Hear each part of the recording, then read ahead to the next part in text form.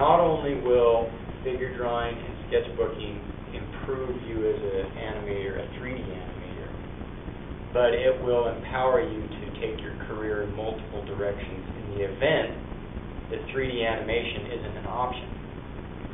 Okay? We're huge in this program on training you guys to be versatile and not, one-track minded into one area. The industry changes so rapidly, and when it changes, they're major shifts. Okay, a lot of jobs go overseas, right? Industry techniques and technology changes, all the time. And if you're focused on one thing, that job description is going to change one day. And if that's your one thing, and you don't have all of the principles of figure drawing and sketchbooking and all that behind you, you're stuck. You're stuck without a job, and then you're not empowered to do something else. So it's great that you know that, but it's a major disadvantage to just that be your thing. So get drawing. Would it totally impede you from being in the program? No, because a lot of what we look at is your ability to learn, not necessarily your ability to, not necessarily your portfolio. That's why a lot of the, I don't teach intro to animation anymore, but Cynthia and Kelly, and then even we get reports from some of the other part-time faculty that know you guys in some of those classes, and that plays a big part in the portfolio review, because we'll look at your portfolio, and then Kelly will add you in the class, and we'll go, okay, Kelly, tell me about this person. And he'll say, the kid can't draw with B, but man, this kid works hard. This kid works his tail off, and he's trying really hard. You just went from bottom of the list to top of the list because of that. But if at the same time, on the flip side, if I say, Cynthia, tell me about this person, she goes, man, this kid can draw, but this kid is arrogant and all get out. You went from the top of the list to the bottom of the list. And that arrogance is going to keep you from growing further. You're going to be a pain in the neck to work with, and we don't want arrogant individuals to represent BYU Animation. Okay? So that plays a big part. Use that as your strength to improve your weakness. Okay? Josh. When I was sending out the email, I checked your film list. I noticed that on there you had one of the Ninja Turtles movies you're working on. I'm a total turtle geek, and I'm just curious which turtle film that was. It was the movie that came out. The 2007 one. No, it wasn't. I'm sorry. It was a TV show.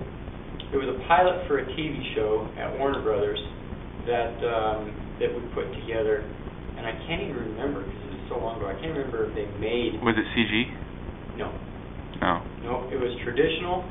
But it was about the year. Did they redo Ninja Turtles in about 2000?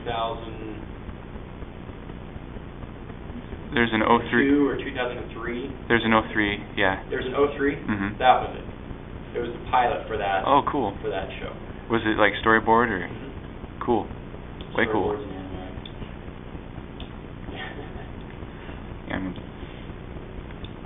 That was. And we're geeky questions, Josh. I don't think so right now. You know that's a compliment. I use the word geek with all the love I have.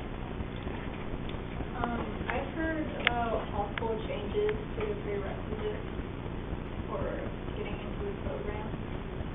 Yep. Do you know anything about that? Yep. There's going to be 131 is going to be a required class, which is a figure drawing class, instead of an encouraged class, which is what we've been dealing with for 7-8 years, right? there's going to be 160, which is your intro to animation. And then there's going to be 150, industrial design 150, which is intro to 3D basics. Your portfolio submission isn't going to change much. Figure drawings, sketchbook, and then a CD of some of your 2D animation and then the work that you did in the 150 3D class.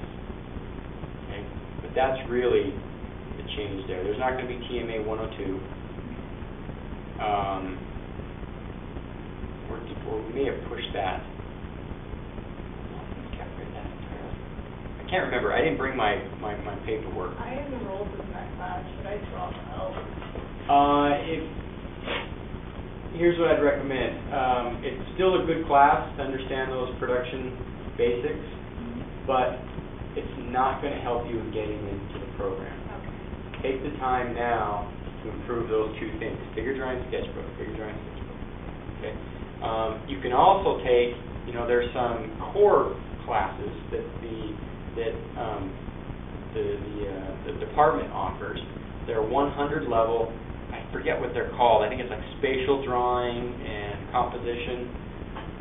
That's required for the other, like 111 and 114. Yeah, those ones. You can take those, and those teach you some real basic principles. Oh, one other class. It's going to be called. Oh no, never mind. That's a sophomore class now.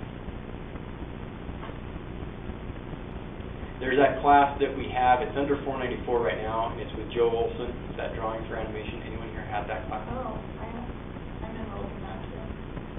When? Term. Fall? Yeah. Maybe it's called drawing for animation, but it's not 494. Right. It should be 2 something. Yeah. Yeah. And you're enrolled in that? Yeah. Okay.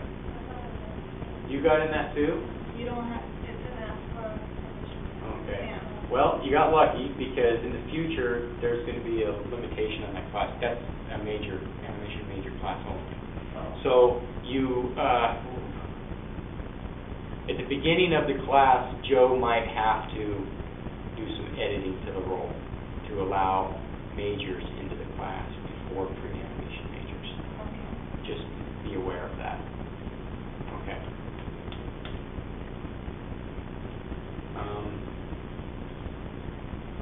Any kind of, again, any kind of figure drawing, 131, you can take multiple times. The core classes.